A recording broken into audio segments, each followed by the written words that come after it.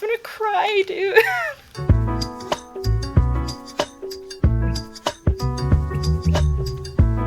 Bonjour mon petit papillons, it's your Butterfly Bay here, and welcome back to the Wholesome Gaming Channel. Today we're jumping back into I Was a Teenage Exocolonist because I'm already in love with this game, and I want to see what happens in the rest of the story. So, I say we just get right into it. Anemone is bumping a sports ball with her wrists, trying to keep it up in the air. Heads up, she shouts, and bumps the ball in your direction. Think fast. I wish I was cool enough to do a trick. 10 toughness? I don't have any toughness. Bounce it back. You bounce the ball back and forth with her, trying to see how many times you can rally and keep it going. Anemone tells you that the new sports ball court, it still cracks me up, that's what it's called, a proper regulation-sized court, way bigger than the little 0G one in the stratospheric. Okay, but zero gravity sports sounds really fun. I probably would play a lot more sports if I was, like, floating. Her brother Calm is coaching the junior sports ball team this year. That's cool. He's so great, she says. He's good at everything, especially spiking. He's coaching me to play awesome like him. You should come join us. Sure. Hi, Mom. You find your mom hard at work setting up the greenhouses with a small construction crew. You've seen these plans pinned to the wall of your family's quarters for years now. These geodesic domes will house more delicate plants from Earth. Spinach, tomatoes, maybe even fruit. Nice. Yum. She takes a swig from her canteen as you approach. Looking for something to do, she says. Remember, Solstice, you're responsible for your own schedule now that we've landed. You can decide how to spend your time, as long as it's productive. Mom sounds a little tough, but fair, so I appreciate it.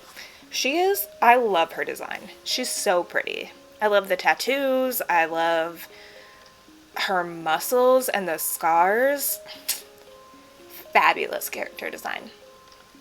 She points towards the engineering wing, in the back half of the stratospheric's severed frame. Professor Howe's still expecting you in class, but a well-rounded education includes practical application. You're old enough to help with the work around here. She claps her hand on your shoulder. I've got another minute. Anything you want to know? Yeah, what are you doing? She looks down and nudges at a sprout growing between her feet. It's green, the color of earth plants. We're doing our best, she says, but it hasn't been easy. I just hope the potatoes and corn can handle the weather here, she says, glancing up at the sky. I hear it rains like hell in the wet season. Where did she hear that? Who told her that they just landed on this planet? Also, isn't rain irrelevant? Are they not growing everything in the greenhouses? Why does it matter? She takes a long look at you, up and down. You're growing fast, Solstice. But you're still too young for real farming. Instead, well, there's a lot of soil that needs to be hauled. Seeing your disappointment, she nudges you on the shoulder. Don't pout. It'll help you build those muscles. You'll need them now that we're out in the real world, doing real work. Out here, we have to rely on our physical strength. She flexes her biceps. Your mom is really strong. I love that. Can I join expeditions? Oh, you're too young to leave the colony. It's dangerous. She shakes her head. Your father would be worried. There's so much we still don't know about the world out there. Let the adults find out, then maybe you can join them in a few years when you're older. She gives you a stern look. She isn't going to budge on this one. For now, stay inside the walls. Okay, bye. Hello, my little potato, your dad exclaims, smiling warmly. What have you been up to today? Just hanging out with my friends. That cow's a good boy, he says. And have you seen Anemone? She's been out by the garrison playing sports ball. I think she's spent every day outside since we landed. I've noticed, yeah. He chuckles to himself. Guess that's what happens when you've got enough brothers to make your own sports ball team. Oh. How many brothers does she have? I thought she just had the one. He breathes deeply and looks slowly around. Vertumna is magnificent, isn't it? You nod. Seasons, he shouts, throwing his hands wide. I miss seasons. Back on Earth, it got much, much colder, and the snow wasn't half as pretty as our spark now. You just wait until dust season. Both the suns will be high in the sky, and it'll be real hot then. You'll see. How do they know this? Well, I guess they probably researched the planet before. But it's weird that they, know everything about it already. A sharp whistle interrupts your thoughts. Hey, Solstice! Mars calls out to you. Come here, I have a job for you. Okay. You walk over to Mars, who's sheltering from the snow under the ship's overhang. It's so gross here, she complains. This spark snow would ruin my good clothes. At least on the ship we had climate control. Ugh. Yeah, no, that's the exact right voice for her. Also, sparkle snow, glitter would improve your outfit. Tammy made me some soy sweets, but there's no way I'm going out there in all this weather, she continues. Since you like running around in it, you can fetch them for me. Okay. Good, Mars claps. She's probably just down the hill near our quarters. She's scared to take any more than a few steps out the door. All she wants to do is hide inside and make sweets. What's wrong with that? Dude, if I knew how to make candy, I'd be making it all the time. Tammy is staring obliviously at the sky, smiling to herself. She startles as you approach. Oh, hello, Solstice, she says, putting her hand on to her chest. Do you need something? I'm here for Mars' soybeans. Tammy smiles at you. Oh, it's so nice of you to help out Mars. She's a very important person, you know. Sure. She hands you a box wrapped in a pink and yellow scarf. 1 order of mango soy sweets, made fresh this morning. That sounds good. Please tell Mars that she can have the scarf back, okay? She used some of her kudos to nanoprint it for me because it's so dusty here, but I think I'm getting used to it now. She's so cute. She's so sweet.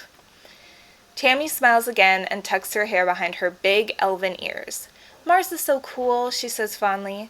Sometimes she's kind of bossy, but I know she really cares too. Aww. You see Tammy sitting quietly near the entrance to the lounge. You've known her for, your whole entire life. Back on the ship, you used to play with her, were her study partner, used to tease her. I guess, we're best friends, so we used to play together. Tammy had the best doll collection. After her mom died, her dad used all his nanoprinter creds to print her a different doll every month for a whole year. Oh, that's so sweet. Her ears perk up as she sees you. Oh, hello, Solstice, she says. Her voice is soft and dreamy, like a beam of starlight. Oh, that's basically the voice I was doing anyway. Good. Do you want to play dolls? I sure do. You don't think Tammy will ever be too old to play dolls. Aw. If anything, she has even more of them now. She takes you to her quarters and brings out the entire Spacey Stacy doll collection, a disturbingly realistic baby with real bowel movements, and 2 super fancy posable dolls named Lily and Tilly who can be programmed to move on their own. That's terrifying.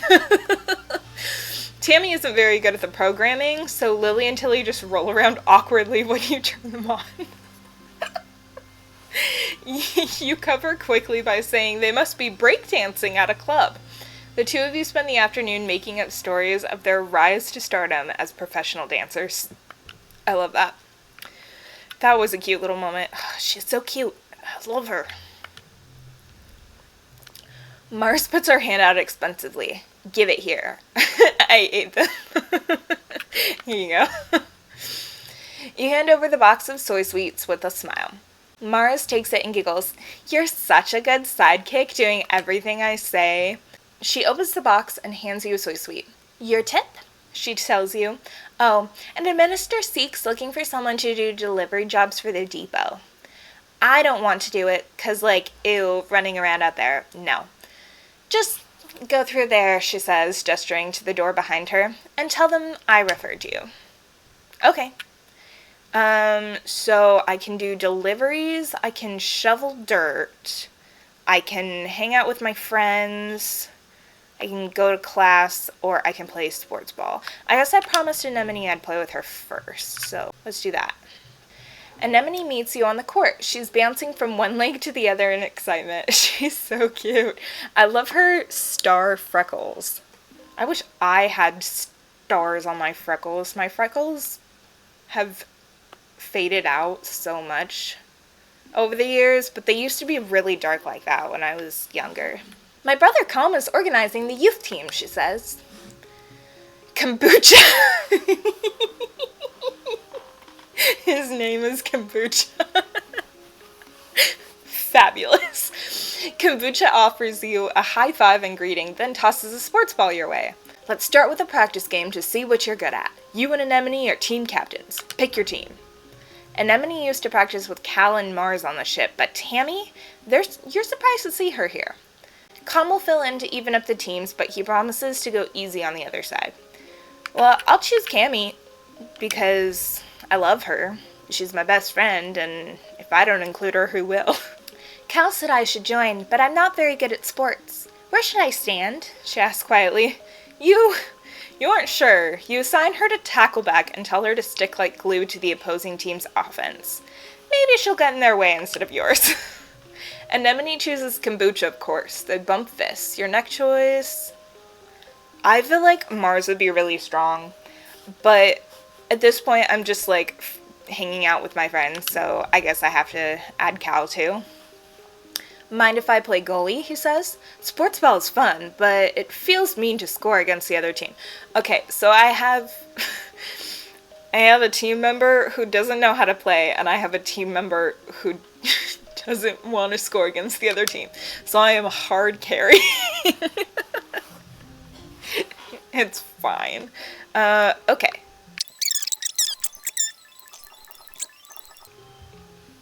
Whew. I did not think I was gonna win. I just barely won by 1 point. Tammy tackles Anemone in a brilliant takedown that surprises everyone. She really took to her role as the immovable object. Cal makes an amazing jump save, but is winded when the ball hits him in the chest. Yikes. The score is tied with Anemone and Calm putting the pressure on. Then blam, you score the match point with a rad spike all the way from the net line. Nice. Cool. And I got friendship with, like, everybody there. Oh, wow. Look how sad my character is in the corner. Yikes. This week, you had a few more bouts of deja vu, remembering what somebody is about to say or do just before they do it. Sometimes they actually do it, but not always. This morning, you were sure Professor Hal was going to trip on the uneven floor in the cafeteria and spill his plate of hash browns. You even told Mars to watch. He didn't, though. As Professor Hal walked away his hash browns safe for today, Mars called you a liar and a dummy. Rough. Is that grown-up Tammy? Oh, she's so pretty. At night, your dreams are all mixed up with stuff that you know can't be real. You're chased by monsters the size of buildings, only to be saved by strange people you've never met. You're holding hands with someone you love. You're crying as you help lift a shrouded body into the colony recycler. Everyone seems so familiar, but when you try to recall their faces when you wake up, they're smeared in your memory like wet paint. What if those things haven't happened yet, but they will someday? Anytime you try to tell someone, they think you're playing a trick, or that you're sick and need to go to the med bay. You eventually decide to stay quiet about your strange dreams. Why? I mean, mostly because being called a liar is not fun. Secret powers are fun. I just don't want people to worry about me. Your parents have so much on their minds already. You have a feeling that something is happening at Geoponics that they don't want you to know. You don't understand it, but when they come home, they always look really sad. You don't want to make that worse. Why do parents do that? I understand not wanting to worry your kids, But why do they never realize that them obviously keeping secrets just makes you worry more? I'd rather know. If you keep going to classes and staying out of trouble, it'll be easier for everyone, yourself included. Agreed, I guess. I love their little sprites. Oh, Anemone just teleported. Who are you? Oh my gosh, the designs are so good. I love the purple streaks in her hair. Tangent is hunched over her holopalm, frowning and poking angrily at the air. She speaks without looking up at you. Professor Howe wants us to prep a list of native flora with pictures. There should be a catalog on the Colony Holonet, but I can't find it anywhere. Plants, have you tried looking outside? I'll help you. You launch your own holopalm and start searching the colony's holonet archives for a list of autumnal plants and animals. 10 minutes later, you find it buried under survey logistics in the expeditions net. Look at her side-eye just... Anemone passes by and pulls a face at the two of you. Hey, Holla nerds, she shouts. School's over. Come play sports ball in the sunshine. Tange just rolls her eyes. Okay. Have you gone outside the colony yet? Tange asks you. I hear all sorts of terrible things. Regardless, you're not allowed to stray from the gates unless we're on expedition. Tange rolls her eyes. Not that it stops my brother. Your brother? Dis? Hey, Dis, are you brothers with Tange? I mean, he's not going to tell me that, but he does look like he's ready to escape the gate. Can I escape the gate? You step cautiously through the colony gates. Hey there, kiddo. Uncle Tonin blocks your way with a smile. I'm afraid expeditions is off limits for now. It's not safe out there for kids. You better toughen up so you can join the squads when you're older. I'm definitely not tough enough. Okay, bye. Cal is riding around the geoponics gardens on his hoverboard. I wish I had a hoverboard. The board comes to a sudden shuddering stop on the rocky ground in front of you. Cal falls off but catches his balance before he eats dirt. Hi, Solstice. Real ground is way harder to hover on than ship floors. There are bumps everywhere. Maybe they don't work outside? We all have to adapt. Yeah, Cal exclaims. Things are actually way, way better planetside. Hovering outside is rad. Look at this. He jumps over a small depression in a nearby hill and presents it like it's something amazing. Look at this. It's a skate bowl. Cool. Can I try? Sure, but please be careful. Mom says if I break my hoverboard, we can't make another one. You take turns riding around the bowl, trying to get up enough speed going down one side to come back up the other. You don't land any tricks. It's hard just staying on the board with this uneven ground, but it's still fun. Nice. That's cool. Have you tried standing in mud yet? Cal asks you. It's the best, most amazing feeling I have ever felt. You look down and sure enough, Cal's feet are bare and muddy as heck. Dirt and grass feels neat too, he continues. Sometimes the rocks hurt, but Mom says I'll build calluses. You should try it. Sure. It seems like dude is out for my job as the next gardener of the family. I bet he's gonna end up running this place and I'll be like a doctor or something. That? Nice. I got it. I totally know how to play this. It's kind of interesting that you only get to do one thing per month. Oh, the way that she runs.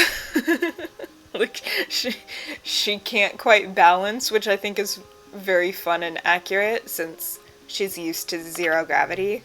The lounge is a long, well-lit hall along the outer hull of the ship's midsection. It's strewn with tables and cushions and serves as a communal living room for the tiny one-room spaces every family is assigned. You flop down into the lounge's beanbag pile with some of the other kids. It's really cute. I love the, like, conversation pits. That's great. Cal has a dazed, peaceful look on his face. The air smells so good on Vertumna. And so does the dirt, even. Cal is obsessed with the dirt. You notice his clothes are filthy, but obviously Cal couldn't care less. Dude. Anemone bounces in. Holy crap, there's so much space to run around and play in! Tom and Chief Rhett set up an outdoor sports ball court, and it's way huger than the old one on the ship. Tangent carefully selects one cushion from the pile and perches on it. The school's expanding on some of the empty engineering bays, she tells you, and we're getting a big new lab to do experiments using local resources. There's so much to learn about this planet. I love that they're very distinct personalities. Like, they all have an area that they like, and a personality that kind of revolves around that area.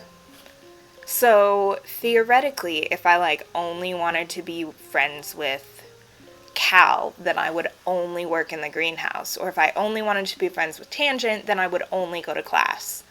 But I like to do a little bit of everything, and I want to see all of my stats. Like, right now, I really only have empathy and creativity. Anemone rolls her eyes, but Tange continues. We shouldn't forget our studies just because we've landed, she says primly. I miss space. I mean, I want to do all of these things, but, I mean, she's not wrong. School is important. Tammy nods in agreement. It's scary out there, she mumbles. I'm going to stay close to our quarters for now. You've had less of the deja vu dreams come to life feeling this week, and you're starting to think you even imagined it. But suddenly you get a prickling sensation in the back of your neck and remember that Mars is about to enter the lounge and tell everyone to look outside. You stare at the door. Mars walks through it as if on cue. OMG, everybody look outside. They're hoisting a flag under the command, she says, clapping her hands excitedly. You know what that means, right? She stands tall with her hands on her hips. Vertumna is officially humanity's first exocolony ever. You look out at the flag, feeling dizzy, and silently mouth the words along to what she says next. You remember this moment so well. This is history, kids, she exclaims, wrapping Anemone and Tangent under each arm, and we were there. Cute. Do I want to forget? No. No, I don't want to forget any memories. You wake up from an afternoon nap. You squint into the pink-tinged light slanting through the windows. You must have fallen asleep in the lounge. Tammy's shadow falls across your nest of pillows. Oh, I'm sorry, Solstice, she says, giggling. I didn't mean to wake you up. It's just so nice outside with pollen sparkling in the sunlight. I wanted to open the windows. You rub your eyes blearily. Ugh, you were having the weirdest dream. Since you're awake, you should visit the cafeteria. Auntie Sedent is making a new kind of candy. She says it's made of cotton. Isn't that weird? Oh, so she's making cotton candy. I have to go tidy the creech first. Then I'll meet you there. Save some for me, okay? Totally. Tammy skips off towards the creech, humming to herself. Yeah, I'll go get some candy. In the cafeteria, Auntie Sedent is cheerfully handing out masses of pink candy, puffy and soft like clouds. Oh, Solstice, she says, handing you a wand with some candy spun around the end. Here, try some of this. We used to have it on Earth. You pull off a piece and give it a taste. It's so sweet at first that your mouth puckers. You've never tasted anything so sweet and so real. It's not at all like the soy sweets that the kitchen nanoprinter can make. It melts in your mouth, leaving a gritty residue on your tongue. Okay, hot take, but I actually really hate cotton candy. I don't like the texture. It feels like I'm eating fabric. I don't like it. You wait until everyone is gone, but Tammy never shows up. You look down at the cotton candy in your hands. It's wilted a little from the humidity, but it's kind of like her hair. You think pale, pink, and so soft. You keep some to give to her later. Yeah, just give it to her later. We can share it. You're relaxing in your family's quarters after dinner. Your mom had to run off on some kind of cancel business, so you and your dad are playing a holo game together. When you're just about ready to head off to bed, your mom returns. You can tell from the defeated slant of her shoulders that something has gone terribly wrong.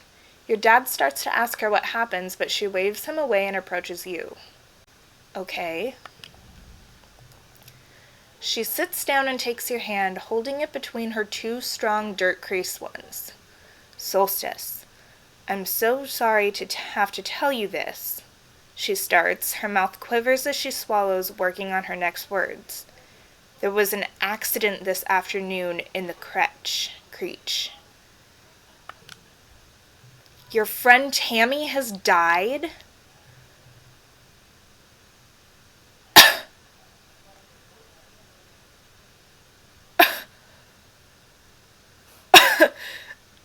I'm sorry?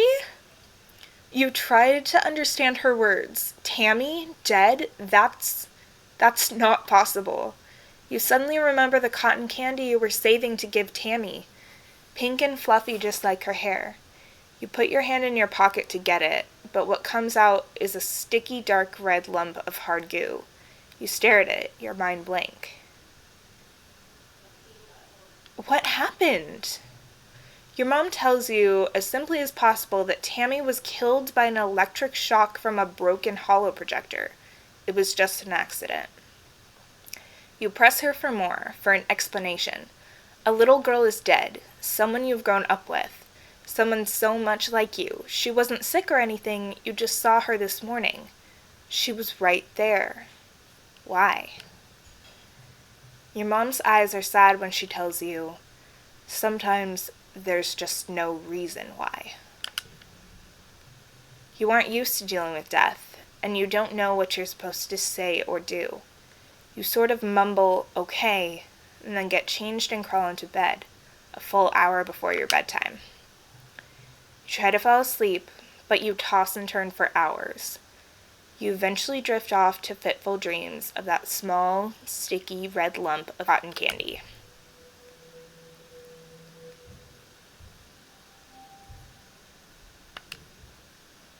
Okay, so I've been playing this game for about an hour, and my best friend is already dead. That's crazy. Does anybody say anything about it? Oh my gosh, they do. Tanya's pacing around the front of engineering. She looks upset. It shouldn't have happened, she says. What happened to Tammy? It shouldn't have been possible. There was no reason for that holo projector to break. Professor Hal said it was recently serviced, and nothing was wrong with it before it just blew up for no reason. Nobody would have wanted to hurt her, so why? How? It doesn't add up. Sorry, Solstice. I want to think about this some more. I hate when I can't find the answer. Can you believe Tammy died? Dis asks morbidly. I heard Chief Engineer Instance tell someone about it. Tammy got shocked by a broken holoprojector, the one in the crate with the dancing teddy bear, you remember. When she touched it, she got chucked all the way across the room, and BAM! She was dead before she even landed. Yeah, I don't want to know that. Really? Dis looks suddenly embarrassed. Yeah, I mean, it's too bad she's gone. She was nice. He tugs at the sleeves of his oversized jacket. But it's kind of a cool way to die. Anemone is chucking rocks at the strato, sending metallic clangs ringing through the colony. Stupid planet, she yells. Stupid creature, stupid spaceship. She bends down to pick up another rock, but instead just sobs and braces her hands on her knees. Stupid everything. Why'd she have to die? It's not fair. Kids aren't supposed to die. Oh my gosh, what does her dad say?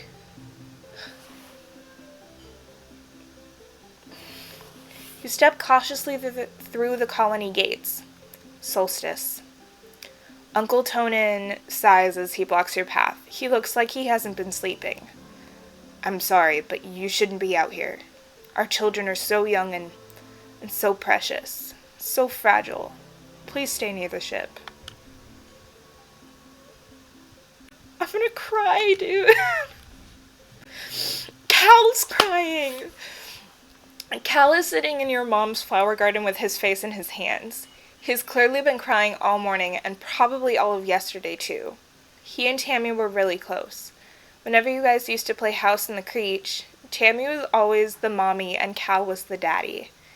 Even though you were just little kids, you kind of always giggled about how obviously they were going to be together forever, like a princess and a knight. I miss her too. Me too, he stiffs, looking up at you. You can see how puffy and red his eyes are. Me really, really too. Tammy always liked these flowers, he mumbles. Sometimes I pick some for her. He runs his hands over the pretty white flowers. Don't tell your mom, okay? Tears well up and slowly leak out of his eyes. He doesn't even blink, just stares at the flowers as the tears run down his cheeks. You decide to give him some space. Your dad gives you a hug.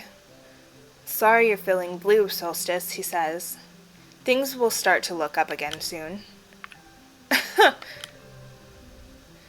Your mom pats your shoulder encouragingly. I'm so sorry, Solstice. Wow. Mars is staring into space looking somber. She doesn't even notice as you come up behind her, and barely reacts when you say hello. I'm thinking about Tammy, she says quietly. She used to sit down the hill there, in that spot in the sun. Every morning she'd just sit there for hours in the sun doing nothing. Just being happy. You stare down the hill to the spot near the entrance to the quarters. You can imagine her there, working on some little craft project, humming to herself. I miss her too. And now she's dead, Mars says, making a face. How's that for fair? Of all people, how come it had to be my friend? You don't have an answer. You've never heard Mars call Tammy her friend before.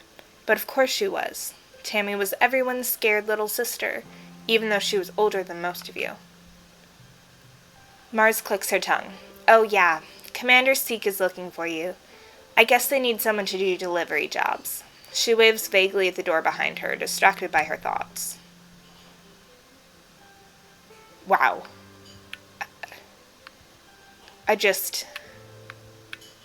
What do I even do? This is actually nuts. The game pulled a complete 180. Kills off your best friend. I mean, I don't know if it would... I wonder if it would change if I had chose someone else to be my best friend and not Tammy. Like, if I had chosen Mars, would Mars have died? Or Anemone or Dis? Or is it always Tammy? The colony is going to hold a funeral for Tammy. Do you want to attend? If you don't feel up to it, you could just skip it and take the month off instead, or you could get back to work. Obviously, I'm going to attend. Tammy who is crazy. Yes, I'll attend.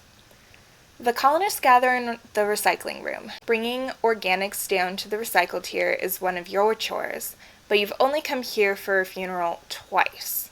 Both times, a colonist had passed away from natural causes during the 20-year-long journey from Earth. This was the first time there's been a funeral on Vertumna, and the first time for someone you actually knew. The mouth of the organics recycler has been polished, and a wreath of yellow flowers over the opening. Inside, you can see a shrouded figure, Tammy's small, fragile body. Tammy's dad, Uncle Tonin, is here, as well as your parents, an antecedent, and the rest of the council. Cal is here with his mom and her partners, already crying in their arms. The room is packed with people, and the feeling of grief is so thick you can taste it in your mouth. Okay, obviously this is super sad. I love that they just dropped that Cal's mom is polyamorous, though. for no reason. Governor Udicott stands before the assembled crowd. There are no words to ease the pain we feel today, she begins solemnly. There is only the sad company of those of us left behind to share the burden of that grief. Tammy was our child, she continues, one of the first humans to be born in space, and the first to die on an alien planet. In her short life, she exemplified the very arc of human accomplishment, bending hopefully towards life beyond our humble earth. She is the first of us who can truly call Vertumna home. Her passing was as senseless as it was sudden. Losses like this are impossible to hold within oneself, a painful reminder that life is impossibly precious and fragile. But they also remind us, as always, that as a community we are capable of great strength. Udicott closes the door to the recycler. You hear Uncle Tonin sob over the hum of particle disintegrators beginning their work. As a community, we remember Tammy. As a community, we return her body to the soil that nourishes us. In this way, Tammy, our child from the stars, will never be truly lost to us. This is... I don't even have words. The ceremony is adjourned, but a few people stay back to console Uncle Tonin as he keeps vigil over the recycler. Cal and Uncle Tonin hold each other and weep openly. Your mom stays behind to receive Tammy's remains. As the head of Geoponics, she'll be responsible for adding them to the colony's precious supply of brown soil from the earth. Your dad accompanies you out of the recycling room. He clears his throat. I want you to know that you don't need to be okay, he says, clasping his warm hand on your shoulder. If you want to take the rest of the month off, everyone's going to understand.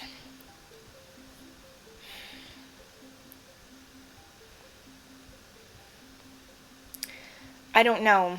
That's tough. Because what would Tammy even want? I feel like Tammy... This is hard because, again, they're 10. God, she's 10.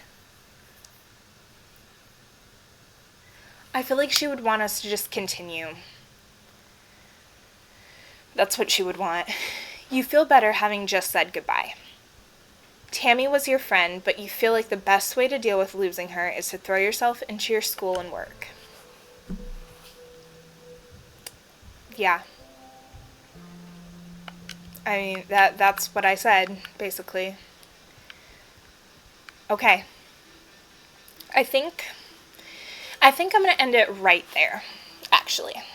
So, first thoughts, I absolutely love it. That that twist, I would never have seen coming. Like, at 10 years old, one of your best friends literally dying is crazy. It's not something I would have predicted. It's not something that I would have thought of. But it does deal with some very real, heavy topics. It explains the warning at the beginning, for sure. This is going to be a hard one to get through, I think. But I still love it, and I still want to find out what happens next. If you want to see more, of course let me know, and I'll do it faster. I'll do it sooner. If you have any other suggestions on things you want me to do or games you want me to play, please let me know in the comments down below. I would love to hear it.